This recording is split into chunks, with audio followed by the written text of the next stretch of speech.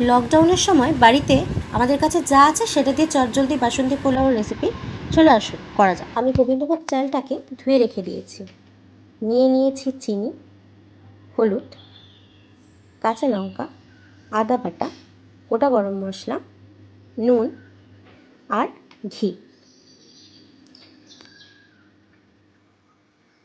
এবার আমরা সবগুলো দিয়ে চালটাকে ভালো করে মিক্স করে নেব। আচ্ছা, আমরা এখানে চিনিটাকে বেশি ব্যবহার করেছি কারণ এটা একটু মিষ্টি মিষ্টি খেতে হয়, আর নুনটা একটু পরিমাণ মতন ব্যবহার করবেন। এটা মিক্স করা হয়ে গেলে আমরা এটা 15 মিনিটের জন্য ঢেকে রেখে।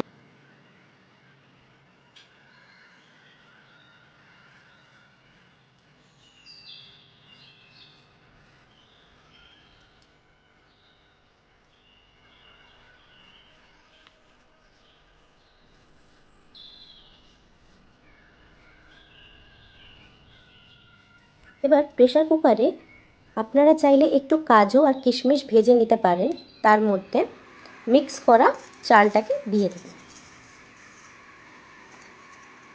এবার চালটাকে একটু ভেজে নিতে হবে 3 থেকে 4 মিনিট মতন।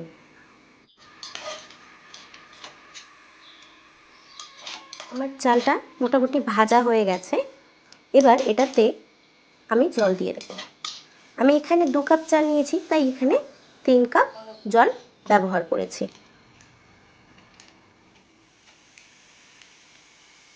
আমার 2টো সিটি পড়ে গেছে। এবার এটা খুলে দেব। গরম গরম পোলাও রেডি।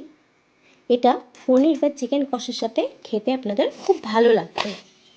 আপনাদের ভালো লাগলে please like, comment and subscribe করতে ভুলবেন না।